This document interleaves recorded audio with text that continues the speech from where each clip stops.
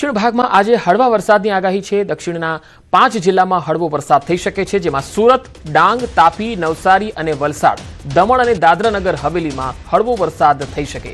हवामान विभागनी वरसाद अंगे आगाही है। घणा भाग में हळवाथी मध्यम वरसाद थई शके। सौराष्ट्र कच्छ में 14 जून थी वरसादनी संभावना रहेशे। भावनगर, अमरेली सहितना आसपासना विस्तारों में वरसाद पड़ी शके।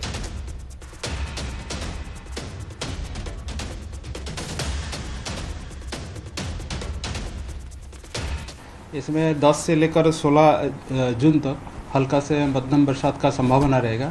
मेनली आपका गुजरात रीजन का साउदर्न डिस्ट्रिक्ट्स तापी, डांग, नवसारी, वलसाड, दमन, दादरा नगर हवेली।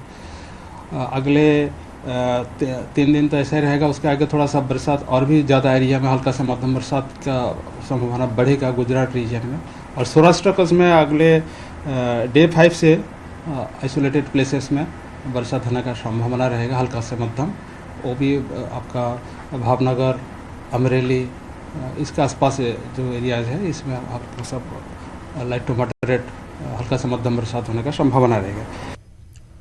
राज्य में ચોમાસાના આગમનની હવે ઘડીઓ ગણાઈ રહી છે। ચોમાસું હવે જાજુ દૂર નથી।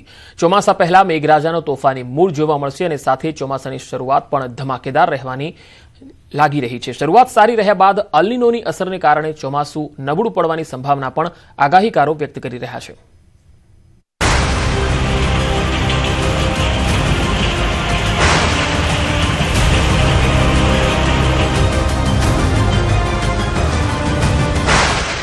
सोळ राज्यों में मेघराजानी पधरामणी।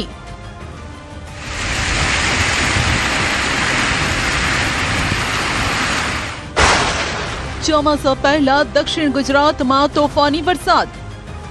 તારીખ 12 થી 14 સુધીમાં મોન્સૂન પૂર્વનો વરસાદ ભારે પવનના સતત તોફાનો સાથે થવાની શક્યતા છે। વીજળીના ચાંપલા પડી જાય તેવા તોફાનો થવાની શક્યતા છે અને ઝાઝા મૂળિયા જે પોચા મૂળિયા ઝાડ છે એ ઝાડ પર વળી જાય તેવો વરસાદ થવાની શક્યતા છે। રાજ્યમાં પ્રી મોન્સૂન વરસાદની આગાહી। इसमें 10 से लेकर 16 जून तक हल्का से मध्यम बरसात का संभावना रहेगा। गुजरातथी ચોમાસું હજુ કેટલું દૂર? 13 જૂનથી 26 જૂન વચ્ચે આંધ્રા નક્ષત્રનો વરસાદ વધુ થવાની શક્યતા છે। કેટલાક ભાગમાં ભારે વરસાદ થવાની શક્યતા છે। દક્ષિણ ગુજરાતના ભાગમાં ભારે વરસાદ થવાની શક્યતા છે। ધીરે ધીરે દક્ષિણ ગુજરાતના કેટલાક ભાગમાં તો પૂર આવે તેવી સ્થિતિનું પણ નિર્માણ થઈ શકે। ભારતમાં ચોમાસું પ્રવેશ્યાના 6 દિવસની અંદર ચોમાસું 16 રાજ્યો સુધી પહોંચી ગયું છે। મંગળવારે ચોમાસું પશ્ચિમ બંગાળમાં પ્રવેશ્યો। જો કે અરબ સાગરની ચોમાસાની શાખા મહારાષ્ટ્રમાં હજુ પણ સ્થિર છે। હવે દેશની આર્થિક રાજધાની મુંબઈમાં ચોમાસાના આગમનની ઘડીઓ ગણાઈ રહી છે। મુંબઈમાં ચોમાસું બેસવાની સામાન્ય તારીખ 10 જૂન ગણાય છે। ચોમાસાના પવનની અસરથી મેદાની રાજ્યોમાં ગરમીનું જોર ઘટ્યું છે। ગુજરાતમાં પણ પ્રી મોન્સૂન એક્ટિવિટીનો વરસાદ પડી રહ્યો છે। હજુ પણ 7 દિવસ પ્રી મોન્સૂન વરસાદની આગાહી કરાઈ છે। ચોમાસા પહેલા દક્ષિણ ગુજરાતમાં મેઘરાજાની સટાસટી। દક્ષિણ ગુજરાતમાં ચોમાસા પહેલા પ્રી મોન્સૂન એક્ટિવિટી શરૂ થઈ છે। પ્રી મોન્સૂન એક્ટિવિટીના ભાગરૂપે વલસાડના ઉમરગામમાં મેઘરાજા જોરદાર વરસ્યા। વહેલી સવારે ઉમરગામ અને આસપાસના વિસ્તારોમાં ધોધમાર વરસાદ વરસ્યો। ઝડપી પવન સાથે વરસેલા તોફાની વરસાદના કારણે થોડા સમય સુધી લોકોએ પરેશાનીનો સામનો કરવો પડ્યો। મેઘરાજાની એન્ટ્રીથી જિલ્લામાં વરસાદી માહોલ છવાતા લોકોએ ગરમી અને બફારાથી રાહત અનુભવી અને હવામાન ખુશનુમા થઈ ગયું। શહેરમાં ધીમી ધારે પડ્યો વરસાદ। નવસારી શહેરમાં પણ ધીમી ધારે મેઘરાજાની એન્ટ્રી થઈ।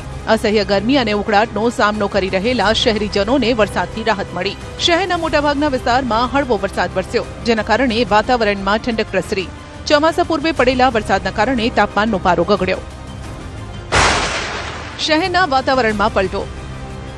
સુરત શહેરમાં પણ વાતાવરણમાં પલટો આવ્યો। શહેરના અટવા ગેટ, પીપલોદ, ડુમસ સહિતના વિસ્તારોમાં વરસાદ વરસતા ઠંડક પ્રસરી। સુરતી લાલાઓ કાળઝાળ ગરમીનો સામનો કરી રહ્યા હતા અને તેવામાં પડેલા આ વરસાદે સુરતી લાલાઓને ગરમીથી રાહત આપી। 3 દિવસ દક્ષિણ ગુજરાતમાં વરસાદની આગાહી। આગામી 7 દિવસને લઈને હવામાન વિભાગની આગાહી સામે આવી છે। રાજ્યમાં 16 જૂન સુધી વરસાદી માહોલ જામવાની સંભાવના છે। આગામી 7 દિવસ દરમિયાન મહત્તમ તાપમાનમાં કોઈ મોટો ફેરફાર થવાની શક્યતા નથી। હાલમાં નીચલા સ્તરે દક્ષિણ પશ્ચિમથી પશ્ચિમી પવન ફૂંકાઈ રહ્યા છે અને આગામી દિવસોમાં ગરમીનો પારો યથાવત રહેવાની સંભાવના છે। જો કે રાજ્યના કેટલાક ભાગોમાં વાદળછાયા વાતાવરણ વચ્ચે હળવાથી મધ્યમ વરસાદી માહોલ જોવા મળી શકે છે. આગામી 3 દિવસ દક્ષિણ ગુજરાતના માત્ર ગણતરીના જિલ્લાઓ જેમ કે ડાંગ, તાપી, નવસારી, વલસાડ તેમજ દમણ અને દાદરા નગર હવેલીમાં પણ છૂટાછવાયા સ્થળે ગાજવીજ સાથે હળવાથી મધ્યમ વરસાદના ઝાપટા થઈ શકે છે. आने वाला अगले 7 दिन के लिए इसमें 10 से लेकर 16 जून तक हल्का से मध्यम बरसात का संभावना रहेगा. मेनली आपका गुजरात रीजन का साउदर्न डिस्ट्रिक्ट्स तापी, डांग, नवसारी, वलसाड, दमन, दादरा नगर हवेली. अगले 3 दिन तो ऐसा ही रहेगा. उसके आगे थोड़ा सा बरसात और भी ज़्यादा एरिया में हल्का से मध्यम बरसात का संभावना बढ़ेगा गुजरात रीजन में. 15 જૂનથી સૌરાષ્ટ્ર કચ્છમાં વરસાદની સંભાવના. સૌરાષ્ટ્ર કચ્છમાં પણ 15 જૂનથી વાતાવરણમાં પલટો આવવાની સંભાવના છે. કેટલી જગ્યાએ હળવો વરસાદ થઈ શકે છે. ખાસ કરીને ભાવનગર અને અમરેલીના કેટલાય ભાગોમાં વરસાદની સંભાવના હવામાન વિભાગે વ્યક્ત કરી છે. और सौराष्ट्र कच्छ में अगले डे 5 से आइसोलेटेड प्लेसेस में बरसात होने का संभावना रहेगा हल्का से मध्यम. वो भी आपका भावनगर, अमरेली, इसके आसपास जो एरियाज है इसमें आपका सब लाइट टू मॉडरेट हल्का से मध्यम बरसात होने का संभावना रहेगा. તાપમાનમાં મોટો ફેરફાર નહીં જોવા મળે. આ પહેલા આગામી દિવસોમાં ગરમીનો પારો યથાવત રહેશે. રાજ્યના મોટા ભાગના વિસ્તારોમાં તાપમાનમાં કોઈ મોટા ફેરફારની સંભાવના નથી. હવામાન વિભાગના કહેવા મુજબ એક વેસ્ટર્ન ડિસ્ટર્બન્સ સક્રિય થયું છે, જેના કારણે હળવો વરસાદ પડી શકે છે. પવનની ગતિ જોવા પણ મળી શકે છે. એટલે કે રાજ્યભરમાં એક તરફ અસહ્ય ઉકળાટ અને બીજી તરફ ચોમાસાના આગમનની આતુરતા વચ્ચે બેવડી ઋતુનો અનુભવ થશે. कोई तापमान में बड़ा बदलाव नहीं रहेगा. कोस्टल क्षेत्र में हवा अभी जो पवन का दिशा है दोनों उत्तर गुजरात और दक्षिण गुजरात का जो तटीय क्षेत्र है मेनली दक्षिण पश्चिम की दिशा से पवन चलने का स्थिति रहेगी. और जो स्पीड रहेगा 15 से 20 knot gusting to 25 knot. 25 knot होने के कारण स्टीप प्रेशर ग्रेडियंट के कारण गस्टिंग स्पीड 25 नॉट तक जाने का संभावना रहेगा. अहमदाबाद में आज जो पूर्वानुमान दिया गया है जनरली क्लाउडी स्काई दिया गया है और जो अधिकतम तापमान है 42 डिग्री सेंटीग्रेड के आसपास रहने का पूर्वानुमान दिया गया है. सबसे ज़्यादा तापमान जो आज रिकॉर्ड मिला है अहमदाबाद में 42 डिग्री सेंटीग्रेड, भावनगर में 41.6 डिग्री सेंटीग्रेड, गांधीनगर में 41.6 डिग्री सेंटीग्रेड और सुरेंद्रनगर में 41.3 डिग्री सेंटीग्रेड, बीबी नगर में 40.9 डिग्री सेंटीग्रेड, गांधीनगर में 41.5 डिग्री सेंटीग्रेड रिपोर्ट हुआ है. अभी जो स्थिति है एक वेस्टर्न डिस्टर्बेंस अभी जो उसका एक्सिस है एक ट्रैक के रूप में स्थित है जो 5.8 किलोमीटर ऊंचाई में स्थित है. उसका लगभग पोजीशन है 60 डिग्री ईस्ट और 32 डिग्री नॉर्थ है. और जी हमारा जो क्षेत्र में अभी जो पवन का दिशा है मेनली दक्षिण पश्चिम दिशा से पवन चलने का स्थिति. દક્ષિણ ગુજરાતમાં મેઘરાજાની તોફાની બેટિંગ. અંબાલાલની આવી તાજી આગાહી. દક્ષિણ ગુજરાતમાં ચોમાસું બેસે તે પહેલા અને ચોમાસું બેઠા બાદ મેઘરાજાનો તોફાની મૂડ જોવા મળશે. આજથી જ દક્ષિણ ગુજરાતમાં હવામાનમાં પલટો આવવાની સંભાવના અંબાલાલે વ્યક્ત કરી. 13 જૂન બાદ તો ભારે પવન સાથે વરસાદનું જોર જોવા મળી શકે છે. એવો વરસાદ અને પવન ફૂંકાશે કે વીજળીના થાંભલાઓ પડી જાય, વૃક્ષો પણ ધરાશાયી થઈ જાય તેવો મોસમનું તોફાની મૂડ જોવા મળશે. 13 અને 14 જૂનમાં સમગ્ર ગુજરાતમાં હવામાનમાં પલટો આવવાની સંભાવના છે. 16 જૂન સુધી મૃગશીર્ષ નક્ષત્રનો વરસાદ રાજ્યના કોઈ ભાગોમાં થવાની સંભાવના અંબાલાલે વ્યક્ત કરી છે. 18 જૂનથી 22 જૂન વચ્ચે પણ વરસાદનું જોર રહેવાની આગાહી છે.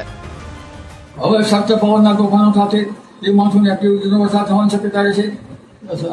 સામાન્ય રીતે 4 ભાગ 10 હવામાન પડતા છે દક્ષિણ ગુજરાતમાં અને દક્ષિણ ગુજરાતના ભાગોમાં વરસાદ થવાની શક્યતા રહેશે.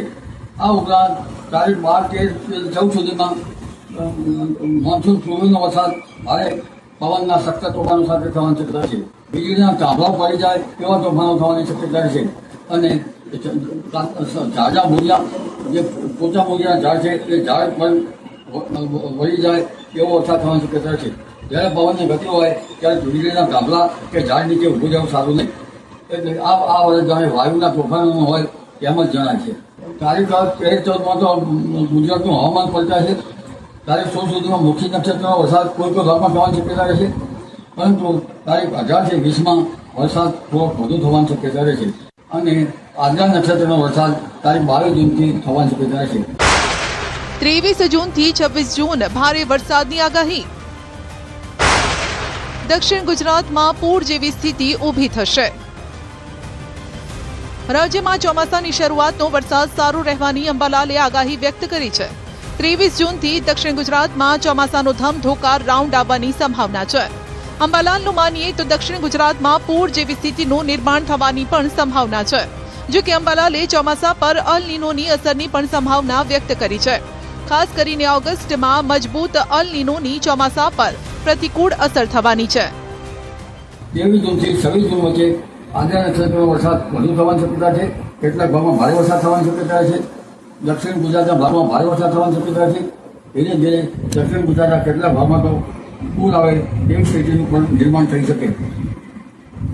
એટલે હવે તારીખ 27-28માં અને 29 તારીખ સુધીમાં મુંબઈ મહારાષ્ટ્ર ભાગમાં વરસાદ થવાની શક્યતા છે અને તારીખ 29 જૂનથી 7 જુલાઈ સુધીમાં દેશ સહિત ગુજરાતના ભાગમાં પુનઃ વરસાદ થવાની શક્યતા છે. એટલે આ ચોમાસું ગયું નથી. ચોમાસું શરૂઆતનું ચોમાસું સારું રહેવાની શક્યતા છે, પણ અલ નીનોની અસર થવાની શક્યતા છે. જુલાઈ માસમાં એમજીઓ આવવાની શક્યતા રહેતા જુલાઈ માસમાં કંઈક વર્ષ સુધરી શકવાની શક્યતા રહેશે.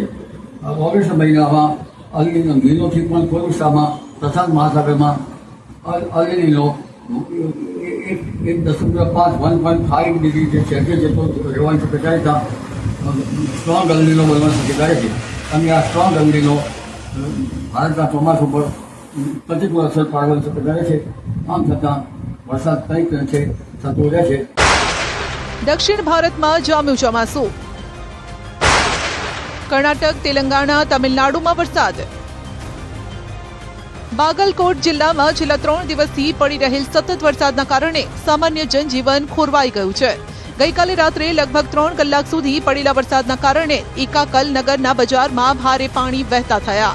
પાણીનું સ્તર લગભગ 2 ફૂટ જેટલું વધી ગયું, જેના કારણે શાકભાજીની ગાડીઓ અને બાઇક પાણીમાં ડૂબવા લાગ્યા.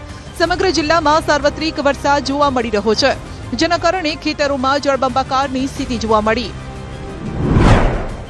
યાદગીરી જિલ્લામાં પણ મેઘરાજાની તોફાની બેટિંગ શરૂ થઈ.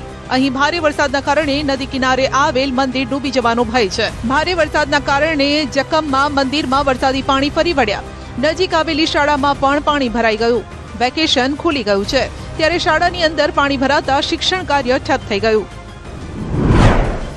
વિજયપુરામાં પણ 1 કલાક પડેલા ભારે વરસાદના કારણે જનજીવન અસ્તવ્યસ્ત થઈ ગયું. ભારે પવન સાથે સમગ્ર જિલ્લામાં વરસાદ ખાબક્યો. શહેરી વિસ્તારમાં તો રસ્તાઓ પર પાણી ભરાતા વાહન ચાલકો અને રાહદારીઓને ભારે હાલાકીનો સામનો કરવો પડ્યો. શહેરી વિસ્તારમાં